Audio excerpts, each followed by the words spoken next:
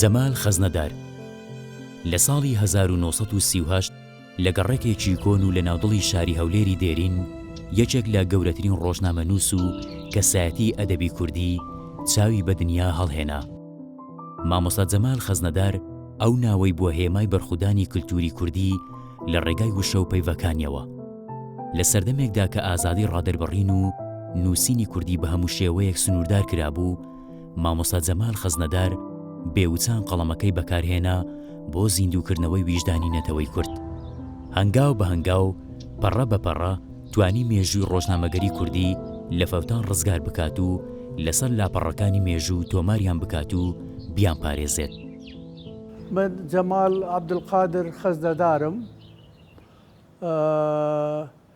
مەوالیدی 1938م. هەر لە منداڵیەوە ماڵەکەمان وەکو کتێبخانەیەکی گەورەمان هەبوو لە ماڵەوە. باوکم و برای گەورەم دکتۆر معرف خەزنەدار دەوری گەورەیان هەبوو لە خوێندنەوەی ئێمە و بڵاوکردنەوەی زانیاری دەربارەی ملەتی کورد لە هەموو بارێکەوە. ماڵمان ئێمە لەسەر بەستێ بوو، بەستی هەولێرێ. ناوی منتیقەکەی کۆڵانەکەمان سعدوناوە بوو. ئەو سعدوناوەیە لە تەنیشتمان گەڕەکی جوولەکان بوو. جوولەکە لە ساڵانی 50 کە سەفەریان کرد، ئەمە هەموو برادەرمان بوون، زۆر برادەرمان هەبوون. ئەمن یەکێک لەگەڵ منداڵەکانی یۆنە موختاری هەولێرێ برادەرم بوون، لەگەڵیان چوومە بەغدایە بەڕێیانم کرد هەتا ئیسرائیل.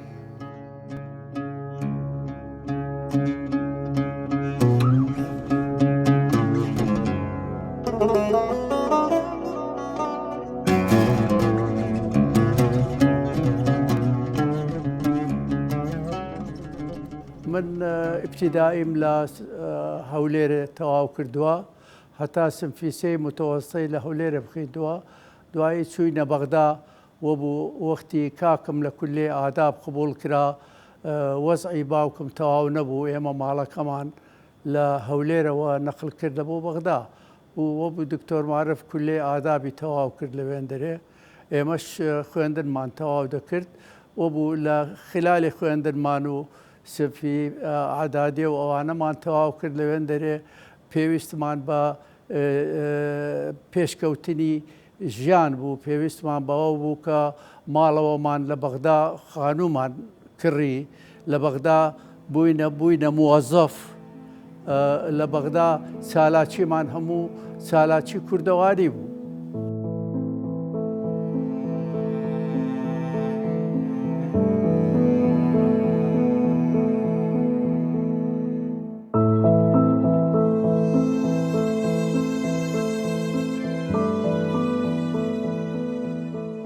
ساڵانی 1970 و 1974 و 1975 بەدواوە لە بەغدا بەڕێوەبەرایەتیەک هەبوو کە دکتۆر ئیحسان فواد بەڕێوەبەری گشتی بوو، بە ناوی بەڕێوەبەرایەتی ڕۆشنبیری کوردی بوو. ئەم بەڕێوەبەرایەتیە کۆمەڵێک ڕۆشنبیر و ئەدیبی لێ کۆبوو بووە. بێجگە لە دکتۆر ئیحسان فواد دوو یاریدەدەری هەبوو، یەکیان حوسێن عارف بوو، یەکیان محەممەد ئەمین هەورامی بوو، هەورامانی، ئەو بەخۆی دەیگوت هەورامانی. لەو دەستگایە بوون، کۆمەڵک کەسیش هاوکاریان بوون لەوێ ئیشیان دەکرد، بڵاوکراوەیەکیان دەردەکرد بە دەڕۆژزارێک بە ناوی ڕۆشنبیری نوێ و چەند هۆبەیەکیشیان هەبوو بۆ دانان و وەرجێڕان بۆ ئەرشیف و ڕۆژنامەگەری. ئەوانەی کە لەوێ لە بیرمە کاریان دەکرد، یەک لەوانە زامداری ڕەوانشاد، جەمال خەزەدار، ڕەوف حەسەن، محەممەد عارف سیامەنسووری، فەوزی ڕەفیق حلمی، ئەوانە زۆربیان کە لەوێ کارمەند بوون.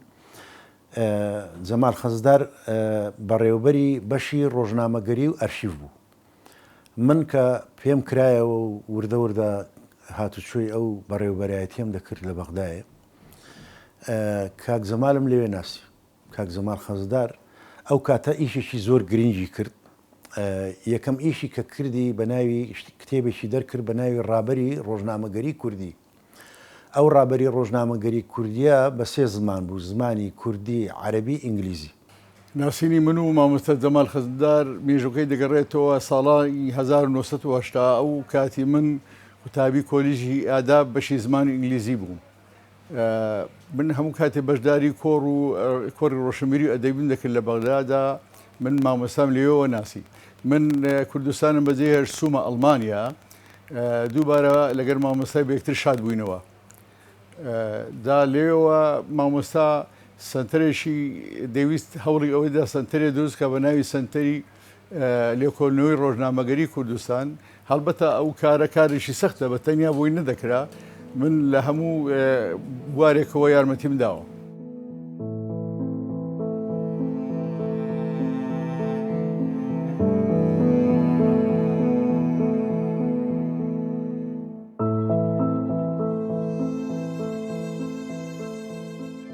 جەمال خەزنەدار ژیانی خۆی تەرخان کردووە بۆ خزمەتی کولتور و ئەدەبی کوردی.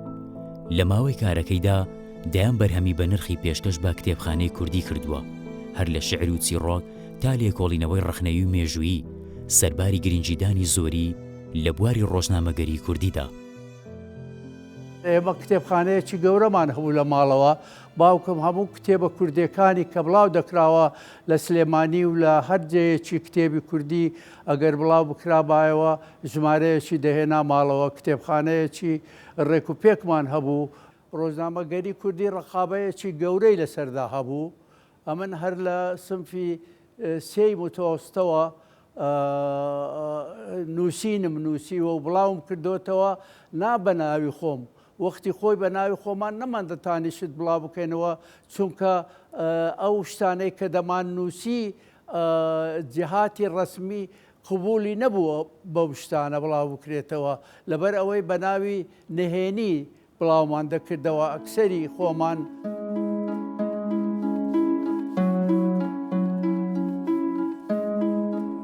هەمیشە جەمال خەزنەدار ناوێکی گەورە، خانازێکی گەورە دەمێنێت.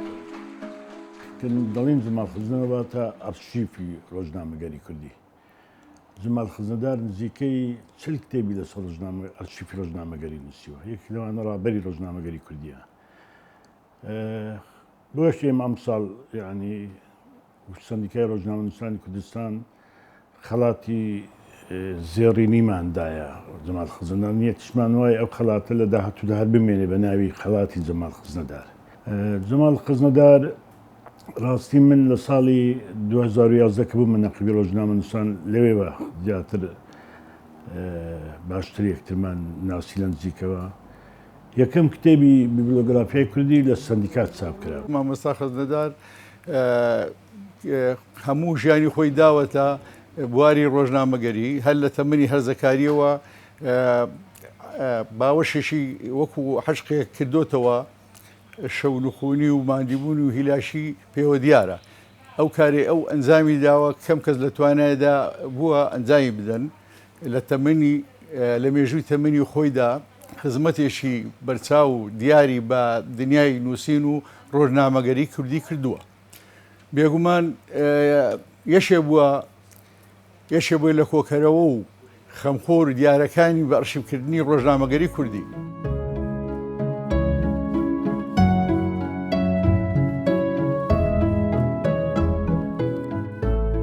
ئیشێکی زۆر گرنگی کاک زەمال کە کردی کە پاشان خەڵقانێکی زۆر کەوتنە لاساییکردنەوەی ئیشەکانی کاک زەمال، چاپکردنەوەی هەندێک لە ڕۆژنامەکانی سەردەمی شێ مەحموود بوو. بە تایبەتی یەکەم ڕۆژنامەی کە زمان حاڵی شێ مەحموودی نەمر بوو بە ناوی ڕۆژی کوردستان کە محەڕیرەکانی بریتی بوون لە شێخ نووری شێخ ساڵح، ڕەفیق حلمی، عەلی کەمال باپیر.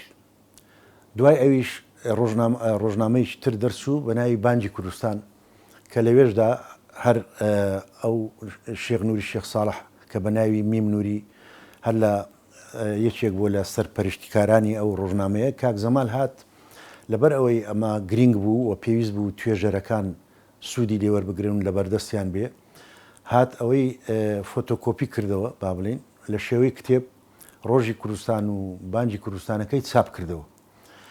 ئەوەندەی کە لەوێ با بڵێن ئەو دەستگایە هەبوو، ئەو بەڕێوەبەرایەتی هەبوو کاک زەمال سێ کتێبی گرنگی چاپ کرد ئەوەی کە گوتم ڕابەری ڕۆژنامەگەری لەگەڵ ڕۆژی کوردستان و بانگی کوردستان. دەفتەری کوردەواریم بڵاو کردەوە لە ساڵی 1958 ئەوە باسی بزوتنەوەی ڕۆژنامەگەری کوردی دەکا، ینی کوردەکە چەند خۆشەویستی نووسینەکانی کوردیە بڵاو بکاتەوە و ڕێگای نادرێت هەیە. هەتا ئێستاوەڵا زۆری چاپکرا تقریبەن 35-36 کتێبم چاپ کردووە.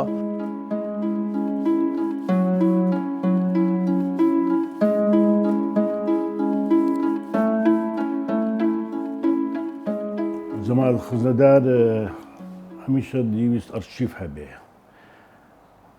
من لێرەدا دەمێ بڵێم کە ئەرچی وەزارەتی ڕۆژشمێریە ئەرچی هەلایەنێکی پەیوەندیدارە لە کوردستان بە تایبەتی ئەو ئەرشیفانە ملکی جەمال خزنەداریش نیوە تەنیا ملکی خەڵکی کوردستانن. بۆ خۆت دەزانی ئەرشیفی ڕۆژنامەگەری واتە ئەرشیفی کۆی پرسی سیاسی و نیشتیمانی لە کوردستان، چکە هەموو لایەنێک دەگرێتەوە. جەمال خزنەدار یەکێک لەوانەی کە زۆر خۆی ماندوو کردووە بەم موزە. جەمال خزنەدار دەتوانین بڵێم دامەزرێنەری ئەرشیفی ڕۆژنامەگەریە بۆ هەموو کار و چقەلاچێکی دیتی کە کەمیش قسەی کردووە. بۆ نمونە لە هەپازدە بەرگەکەی ئەگەر تەماشا بکەی کە جهودی چەندان ساڵە بەڵام بە خۆی کەم قسەی کردووە، تەنها پێشەکی بچووکی هەیە کە دەڵێ ئەویش باسی ساکردنەوەی وشەی ڕۆژنامە و گۆڤارە، بەڵام کەم هاتو باسی خۆی بکە. لە کۆی هەموو بە کتێبەکانی خۆی کەم باسی خۆی کردو. هەمیشە ئەوداڵی ئەوە بووە لە هەر شوێنێک نهێنیەک هەبێ یان پەیمان پێ نەبردبێ ئەو بیدۆزێتەوە بیخەتە بەردەم ناو ئەرشیفی ڕۆژنامەگەری کوردی.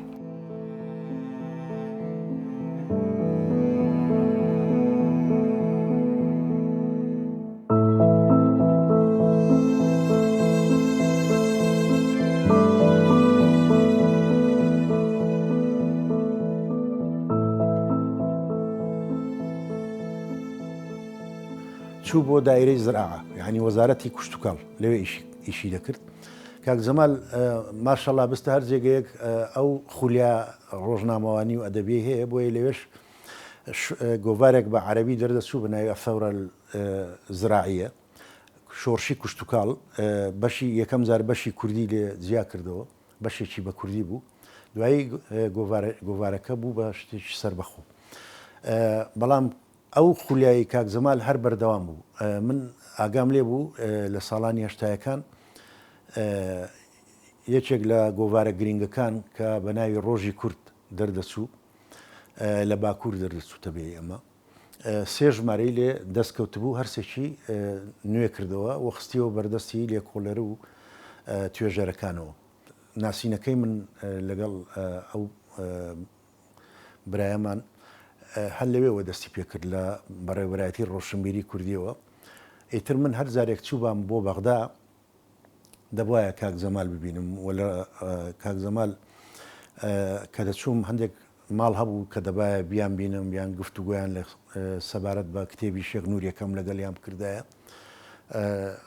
هاوکارێکی باشی من بوو.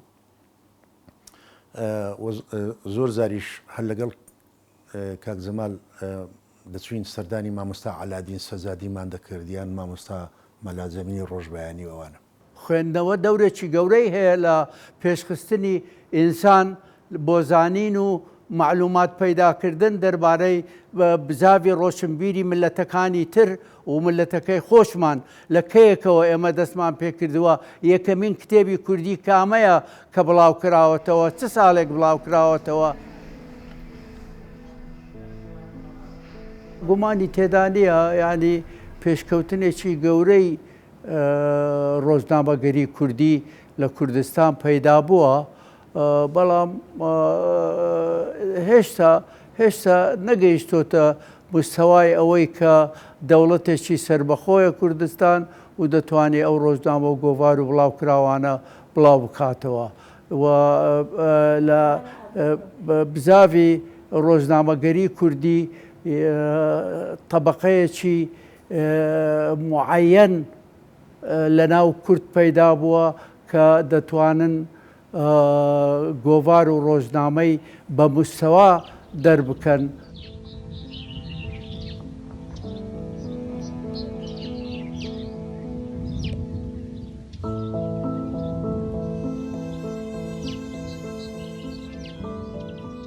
ئەو پێی وایە کە ڕۆژنامەگەری کوردی کاتێ دەست پێ دەکات لەوێوە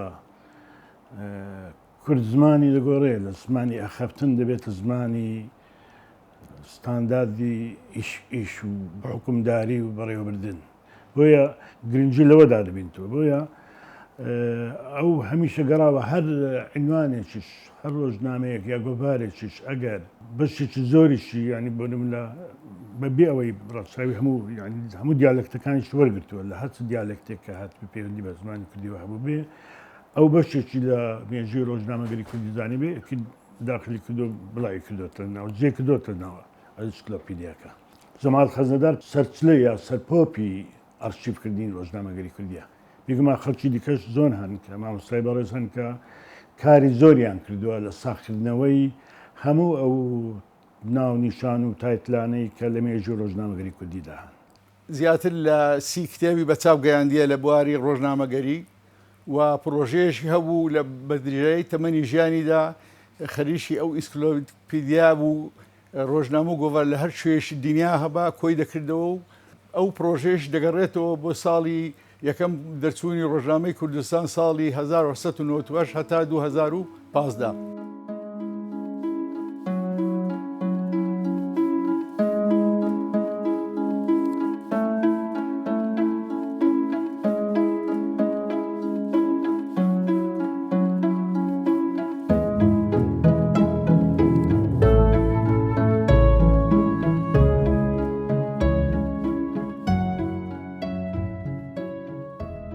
لە هەر وڵاتێک لە هەر شوێنێک لە هەر شارێک هەستی کرد بێ ڕۆژنامەی کوردی هەیە گۆڤاری کوردی هەیە ئەو کاک زەمالە لەسەر ئەرک و مەسرەفی خۆی چووە بۆ ئەو شوێنە و نوسخەی لەو گۆڤار و ڕۆژنامانە لای خۆی گلدایەوە و ئەوە بوو هەر لەو کاتانەشدا من ئاگام لێ بوو بە پێی حروفی ئەبجەدی بە ئەلف بێەوە هێنای ئەو گۆڤار و ڕۆژنامانەی هەمووی پۆلێن کرد و لە مێژیشە ئەو کتێبەی کە ئێستا بە 15 بەرگ چاپ کراوە لەلایەن سندیکای ڕۆژنامە نووسانی کوردستان کاک زەمال ئەو با بڵێن پرۆژەیە کە پرۆژەیەکی زۆر مەیدانی و زۆر گرینگە گرنجەکەی لەوەدایە مەیدانیە هەموو کەس تااقەت و شەنجی کاری مەیدانی نییە بەڕاستی بچی مەیدانی بگەڕێ بە دوای ئەو گۆڤار و ڕۆژنامانە و لە شوێنێکدا کۆیان کاتەوە کە ئەو ئەرشیفە دەتوانم بڵێم لە کوردستان ئەرشیفێکی بێوێنەیە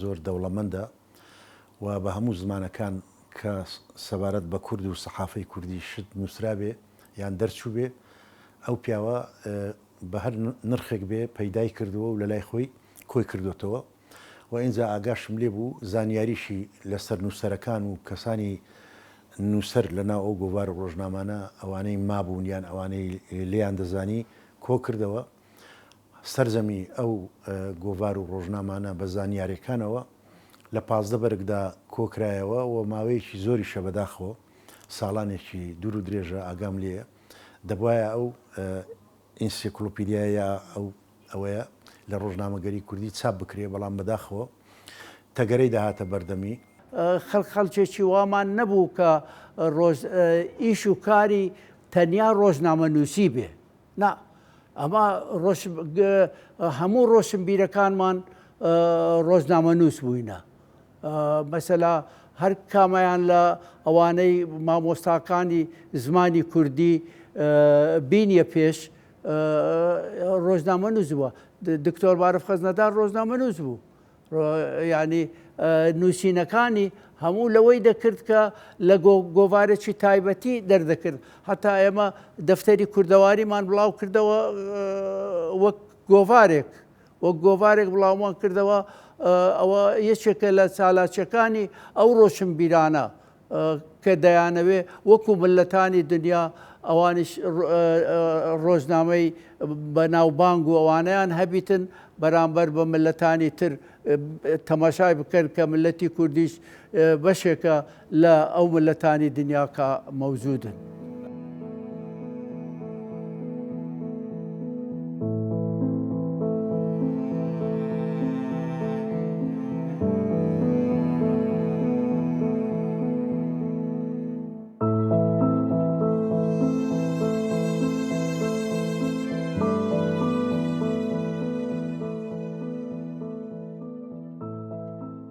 ئێمە هەمومان قەرزداری جەمال خزمەدارین بۆ یاددارش من دەڵێمەوە هەمان ئەو هەمیشە مرازێکی هەبوو هەمیشە ویستێکی هەبوو هەمیشە ئاواتێکی هەبوو ئەوی ڕۆژێک بێ ببینی هەموو ئەو ئەرچپەی هەیەی لە شوێنێک بە پارێزراوی ببینێتەوە. جەمال خزمەدار ئەرچیفیست یان ئەرچیفناسی ڕۆژنامەگەری کوردیە. بەڕاستی من لە کاتی خەڵاتەکەشدا گوتم کە بۆ ئێمە شانازیە بۆ هەموو کردێکە ڕێز لە قەڵکانی وەکو جەمال خزمەدار بنێت چکەوانە وەکو خۆی ناوەکە خزمەدارە ئێوانە خزنە و خزمەداری میلەتی ئێمە. لە کاتی خۆی لە ساڵی 1970 کتێبێکم دەربارەی ڕۆژنامەگەری کوردی دەرکرد زۆر پێوە ماندوو بووم هەر ئەوەندەم بۆ کرا نزیکەی 400 ڕۆژنامە و گۆڤاری کوردی دەست بخەم. جەمال خزمەدار گرنگەکەی لە یەکشدایە کە کارەکەی کارێکی مەیدانیە. نووسەری کورد فێر نەبووە سەر بکە بەم کتێبخانە و بەو ماڵ و بەو ماڵ و بەو سنتەر و بەو شوێنانە بۆ ئەوەی کارەکانی کاری مەیدانی بکە. بەڕاستی کاری مەیدانی هی هەموو کەسێک نییە، هەموو کەس ناتوانێت ئەو کارە بکە. کاک جەمال ئەوەی کردووە زۆر بە حوسڵەیەکی گەورە و بە پشوێکی درێژەوە و توانی کە ئەو ئەرشیفە دەوڵەمەندە کۆکاتەوە و هەمووشی هێنایە هەولێر لێرە خانوویەکی بۆ با بڵێن دابین کرد لەسەر جیفانی خۆی ئاگام لێبوو خانوویەکی بۆ کڕی و هەموو ئەو ئەرشیفەی لەوێ داناوە کە ئێستا بەداخەوە فەرامۆش کراوە زۆری تەپوتۆزی لەسەرنیشتووە کە ئەمەش بە تێپەڕینی ڕۆژگار و ساڵەکان و مانگەکان ئەو کارە ئەو ڕەنجەی کە ئەو داوێتی زۆری دوایی دەپوێ هەمووی هەڵدەوەرێن هەمووی تێک دەسن بەهۆی شێوە بەهۆی ڕووناچی و گەرما و سەرماوە زەرەر بەو با بڵێن گۆڤار و ڕۆژنامانە دەگا.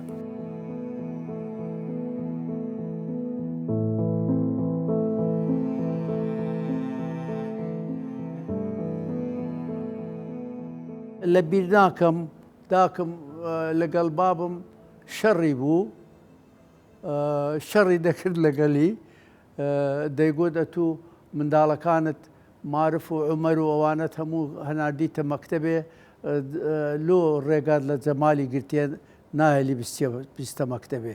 بابم بە تەمانە بووە من بچمە مەکتەبێ کە چوومە مەکتەبێش چوومە مەکتەبێ لە سنفی دوو ئەمنیاندانە یعنی هەموو شتێکم دەخوێندەوە و دەمنووسی مامۆستاکان هات گوتیان بابە وڵا ئەوەی لە سنفی پێنج دابنین ناجەح دەبیتن.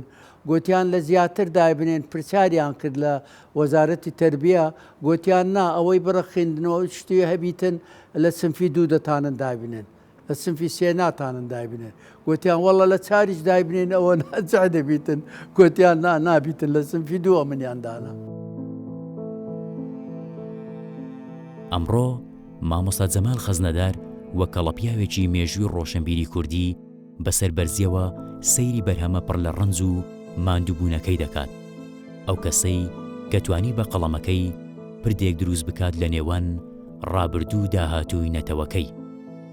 هەروە خۆی دەڵێت مێژووی ڕۆژنامەگەری نەتەوەیەک مێژووی خەبات و بەرخودانی ئەو نەتەوەیە. مامۆستا جەمال خەزنەدار ناوێکە لە مێژووی ڕۆشنبیری و ڕۆژنامەگەری کوردیدا کە بۆ هەمیشە دەدرەوشێتەوە.